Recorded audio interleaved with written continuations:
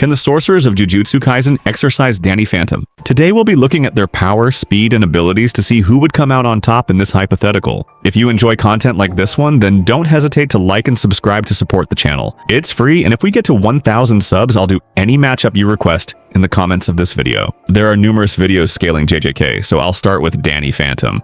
For anyone who doesn't know, Danny is a teen who was caught in a lab experiment that fused his DNA with ectoplasmic energy, turning him half ghost, as explained in that surprisingly catchy theme song. This enhanced his physical abilities and gave him intangibility, flight, and invisibility. As the series went on, Danny got a new ability almost every other episode. Notable ones for this matchup are his Ghost Rays, Ghost Shield, Possession, and Exorcism, unironically. For his strength and speed, I'll ignore his showings from his recent comic book and focus only on his showings from the animated TV show, for reasons you'll find out later. First of all, he'd upscale random ghosts that can burst through walls, so he's at least wall level right off the bat. But going further, he was able to defeat an evil future version of himself that terrorized the entire ghost zone, and even drove all ghosts into hiding. Which is impressive because that would mean he'd upscale Vortex, the weather ghost, who created a storm that engulfed the entire planet. If you're familiar with cloud scaling, you'd know that those types of storms usually get into the multi-continental ranges, but for some reason the best calcs I can find for this only get it to small country level, which is kinda anticlimactic. You can argue higher because Vlad Plasmius, a guy Danny scales to, was confirmed to have survived a collision with an asteroid that was going to destroy the world. We don't know if by destroy the world they meant it was going to actually destroy the planet, or just kill every living organism on it, so it's kinda iffy. We'll stick with small country level for Danny. For his speed, he's able to keep up with vehicles that are capable of traveling outside Earth's atmosphere, so he's at least hypersonic. But for juicy speed scaling, you see Ghost Rays being interpreted as actual lasers. Not only do the rays behave exactly like lasers would, but the creator of the show watched a death battle where they said Danny's Ghost Rays had the speed and properties of light, and he didn't object. In fact, he complimented them for their breakdown. Going off that, Danny would have faster than light reaction speed even in his base form. Now let's see how Jujutsu Kaisen would fare against this upcoming threat. Honestly, if you're not at least special grade level, then just go home, because you're getting cooked. Among the special grades, however, there are two ways to measure their attack potency. The first is by going off their domain expansions. Domain expansions are physical manifestations of one's innate domain using cursed energy. Going off this, everyone from Dagon's level and above would have at least mountain level attack potency.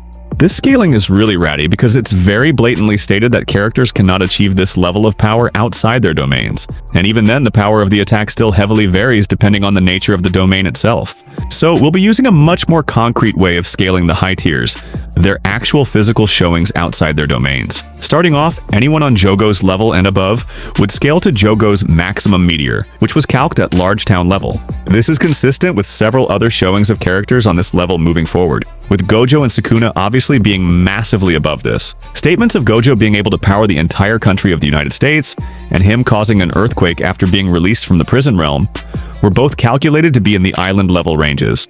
For speed, characters consistently react to Choso's piercing blood, which moves relative to the speed of sound, but unfortunately the majority of the verse is handicapped by the infamous Mach 3 statement.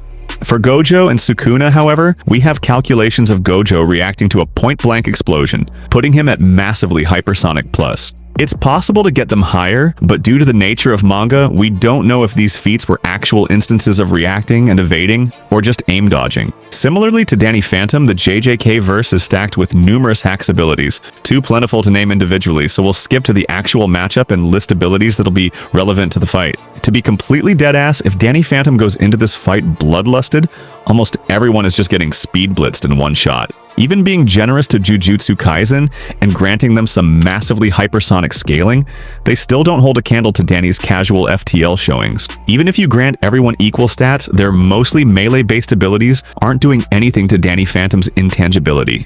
Characters like Nobeira, Yuji, and Sukuna, who can target Danny's soul directly, do get a better chance this way, but Danny's ability to just possess them anytime he wants is too unavoidable for their attacks to mean anything. To make things worse, Danny has been shown to be able to rip out ghosts in the past, so he might be able to literally tear out Sukuna's soul from his host's body with his bare hands.